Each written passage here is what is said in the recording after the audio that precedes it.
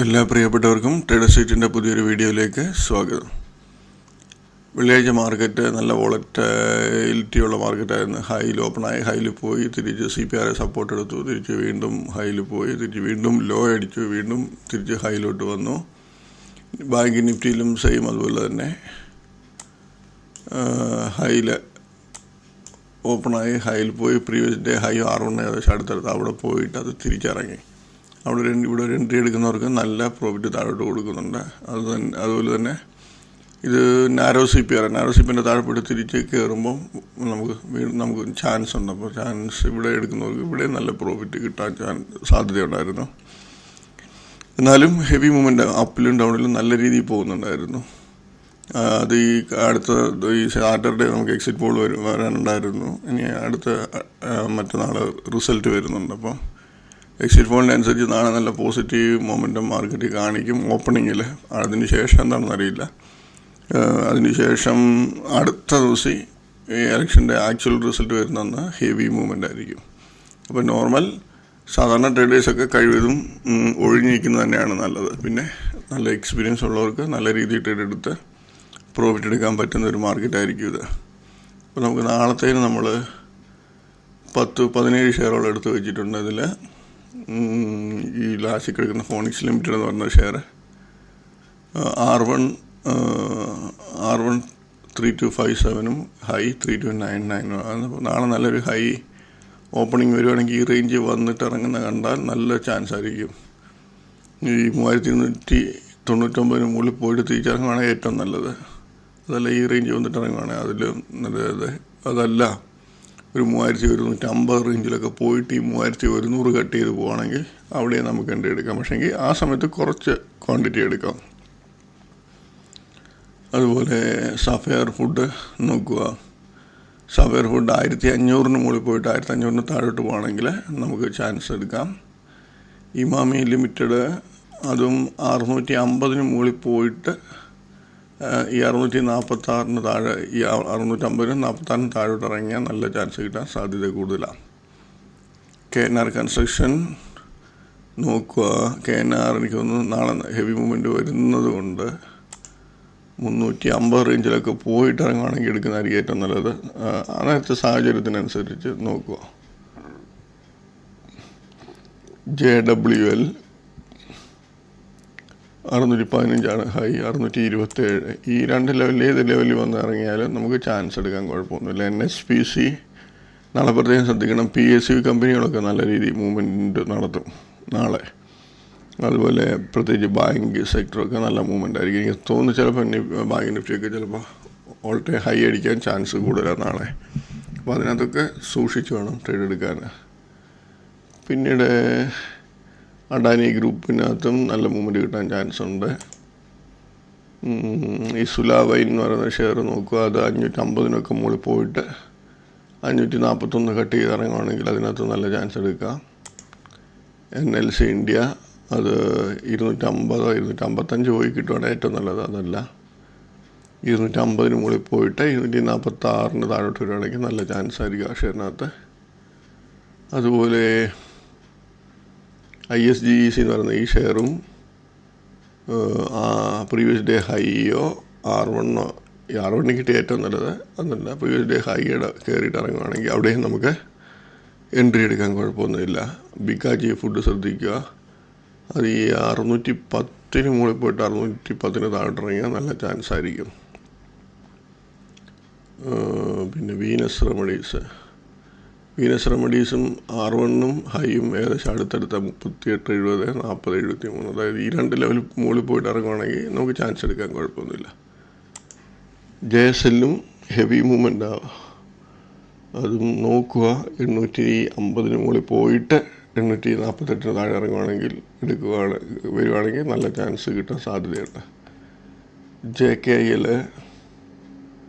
JKL ചിലപ്പം 800 മുകളിൽ നിന്ന് പോകാൻ ചാൻസ് ഉണ്ട്. 800 മുകളിൽ പോയിട്ട് 788 കട്ട് ചെയ്യുകയാണെങ്കിൽ നമുക്ക് നല്ല ചാൻസ് എടുക്കാം.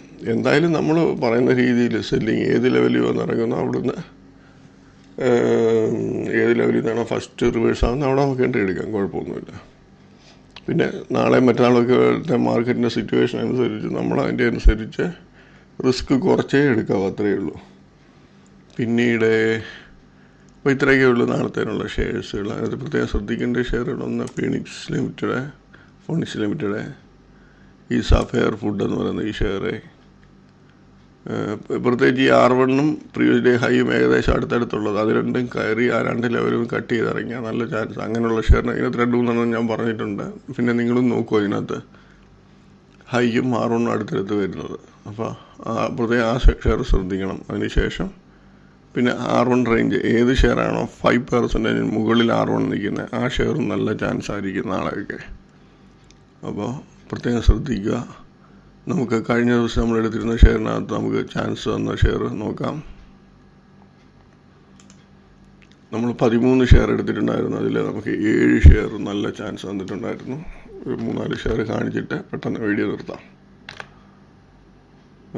എക്സികോം എന്ന് പറയുന്ന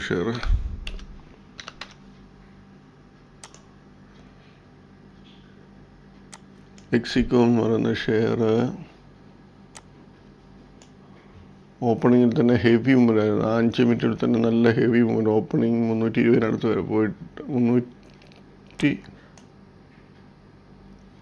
319 റേഞ്ച് ഓപ്പണായി നേരെ 346 വരെ പോയി. നമുക്ക് 46 എടുക്കാൻ പറ്റില്ല. നമ്മളൊന്നിൽ ഈ ഇതിന് മുകളിൽ പോയിട്ട് എടുക്കണം. അതല്ലെങ്കിൽ ഈ താഴത്തെ റേഞ്ച് കട്ട് ചെയ്യും. ഇവിടെ കട്ട് ചെയ്തു 333 നമ്മൾ എൻ്റെ എടുത്തായിരുന്നെങ്കിൽ ഇതല്ല 313. നിങ്ങളിവിടെ നോക്കിയാൽ അറിയാം. CPRൻ്റെ അപ്പർ ലെവൽ നല്ല സപ്പോർട്ട് എടുത്ത് തിരിച്ച് വീണ്ടും കയറി ഇങ്ങനെ നിൽക്കുകയാണ്. പക്ഷേ നമുക്ക് 33 നമുക്ക് 20 രൂപ പ്രോഫിറ്റ് ആ ഷെയർ കാണിക്കുന്നുണ്ട്. പിന്നെ ഒരു പ്രാവശ്യം പോലും 6 രൂപയ്ക്ക് മുകളിലോട്ട് പോയിട്ടുമില്ല. അതിനുശേഷം ഈ മാമി ലിമിറ്റഡ് എന്ന് പറയുന്ന ഷെയർ ഓപ്പണിങ്ങിൽ ഫ്ലാറ്റ് ഓപ്പണിങ് വന്ന് നേരെ കയറിപ്പോയി R1 ചെയ്തു ഇറങ്ങി. നമുക്കിവിടെ ഒരു 640 റേഞ്ചിൽ ഒരു എൻട്രി എടുത്താൽ അത് 608 വരെ വരുന്നുണ്ട്. 640 ഏകദേശം 30 രൂപയ്ക്ക് മുകളിൽ പ്രോഫിറ്റ് തരുന്നുണ്ട് ആ ഷെയർ. അതിനുശേഷം ഹെറിറ്റേജ്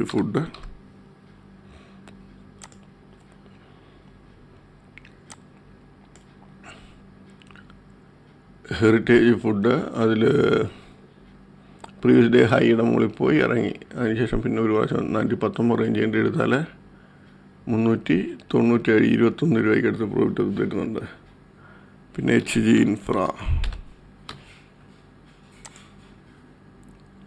ഇൻഫ്ര ഓപ്പണിംഗ് ഫ്ലാറ്റ് ഡൗണിൽ പോയി നേരെ തിരിച്ച് കയറി. പ്രീവിയസ് ഡേ ഹൈയും R1 ഏകദേശം അടുത്തടുത്ത്, അത് 2ൻ്റെ മുകളിൽ പെട്ടെന്ന് കയറി പെട്ടെന്ന് ഇറങ്ങി.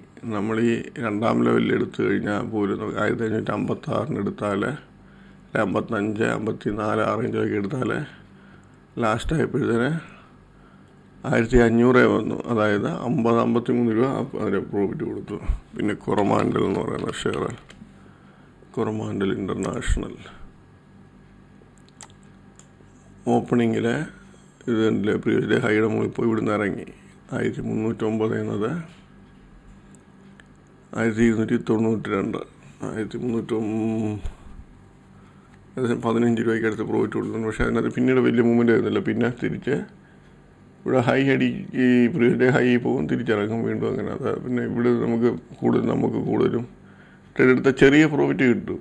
309 എടുക്കാം, 302 വീണ്ടും 310 മുകളിൽ പോയിട്ട് തിരിച്ചിറങ്ങുമ്പോൾ നമ്മൾ എൻ്റെ എടുത്താൽ നമുക്ക് 305. ഇവിടെ വീണ്ടും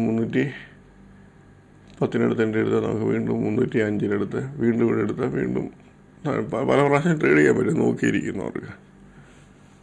പിന്നെ ITI എന്ന് പറഞ്ഞ ഷെയറിൻ്റെ ഇന്നലത്തെ ആവറേജ് 305 ആയിരുന്നു. അതാ ഓപ്പണിങ് കറക്റ്റ് 305 പോയി ഇറങ്ങി. 305 എൻട്രി എടുത്തവർക്ക്